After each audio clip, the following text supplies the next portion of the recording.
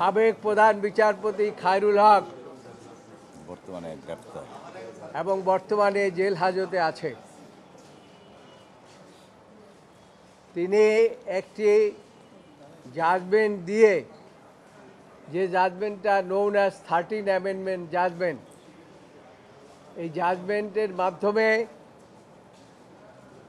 তিনি গণতন্ত্র হত্যা করেছেন, এই দেশের গণতন্ত্র ধ্বংস করেছেন, ফ্যাসিস্ট কায়েম করেছেন, এই দেশে একটা ফ্যাসিস্টিজম কায়েম করেছেন, এই দেশে তিনি এমনভাবে গণতন্ত্রকে হত্যা করেছেন অ্যাজিব ফ্যাসিস্ট শেখ হাসিনার উত্থান করেছে। যে নির্দেশ, সেই নির্দেশ পালন করে তিনি জাজমেন্ট দিয়েছেন। তার জাজমেন্টের ফলে ওইটাকে সবসময় কোর্ট করে, যদিও এটা কোনো জাজমেন্ট না, আমরা আজকে বলেছি, এটাকে কোর্ট করে পার্লামেন্টে সংবিধান অ্যামেন্ডমেন্ট করে 15টা অ্যামেন্ডমেন্ট করেছিল, সেটাও ইতিমধ্যে বাতিল হয়ে গিয়েছে। আপনারা জানেন যে তিনি, এবং আপনাদের এই ভাষ্য মোতাবেক তিনি জাজমেন্ট, প্রথম যে জাজমেন্ট লিখেছেন, সেই জাজমেন্টের পরে 16 মাস পর 17ই মে তিনি রিটায়ারমেন্টে গেছেন। এই রিটায়ারমেন্টের 16 মাস পরে, ঠিক যেভাবে সংবিধান অ্যামেন্ডমেন্ট হয়েছে এর পূর্বে, সেই সংবিধান মোতাবেক তিনি জাজমেন্ট দিয়েছেন। এই কথাগুলো আমরা রিভিউ পিটিশনে আমরা এনেছি।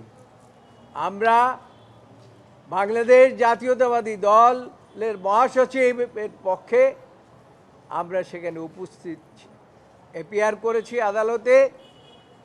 আমাদের সাথে এখানে আমার ডান পাশে ব্যারিস্টার কায়সার কামাল কাউন্সিল হিসাবে ছিলেন, আমাদের রুহুল কুদ্দুস কাজল ছিলেন, আরও আইনজীবীরা আমাদের সাথে ছিলেন। এখানে আমাদের আজকে যে হিয়ারিংটা হয়েছে, সেখানে দুটো মামলা একসাথে হিয়ারিং হয়েছে। একটা হয়েছে আমাদেরটা আর জামাতে ইসলাম এবং জামাতে ইসলামেরটা। আমি যেহেতু বৌদ্ধ মামলার সিনিয়র এই কাউন্সিল, বোধ মামলার সিনিয়র কাউন্সিল হিসাবে উপস্থিত ছিলাম, ওই মামলারও সিনিয়র কাউন্সিল হিসেবে উপস্থিত ছিলাম, সেই কারণে আমি জাজমেন্টটা পড়তে দিয়েছিলাম একজন আইনজীবী, আমাদের একজন জুনিয়র ফ্রেন্ডকে, তিনি জাজমেন্টটি পড়েছে। জাজমেন্ট পড়ার পরে আমাদের সাবমিশন, লিগ্যাল আর্গুমেন্ট আমি করেছি। আমি আদালতকে বলেছি, মাননীয় আদালত, এটাই আসল। এই জাজমেন্টটি আইনের দৃষ্টিতে কোনো জাজমেন্ট হয় নাই। যেহেতু আইনের দৃষ্টিতে কোনো জাজমেন্ট হয় নাই, কাজে এই জাজমেন্ট লিভ দেওয়ার কোনো প্রশ্নই আসে না। আদালত জিজ্ঞাসা করেছেন কি কি কারণে, আমি বলছি এই জাজমেন্টে আপনাদের রুলস, অ্যাপিলেট ডিভিশনের রুলস 10, 1 and 2 ভায়োলেট করেছে। কিভাবে ভায়োলেট করেছে সেটা আমরা এক্সপ্লেইন করেছি। কারণ প্রথম জাজমেন্ট দেওয়ার পরে 16 মাস পরে আর এটা চেঞ্জ করতে হলে পরে রিভিউ করতে হয়, অথবা পার্টিকে অবহিত করতে হয়, এই ক্ষেত্রে কিছুই করা হয় না। তারপরে সেকেন্ড কথা বলেছি যে এই জাজমেন্টের পরেই অ্যামেন্ডমেন্ট হয়ে গেছে সংবিধান, সেটাও বেআইনি। প্রাথমিক জাজমেন্টের পরে সংবিধান অ্যামেন্ডমেন্ট হয়ে গেছে, এটাও বেআইনি। সেটার উপরে 15th অ্যামেন্ডমেন্ট, সেটা চ্যালেঞ্জ হয়েছে, এটা রুহুল কুদ্দুস কাজলও বলেছে, আমরাও বলেছি। থার্ড কথা বলেছি, জনাব খায়রুল হক 17ই মে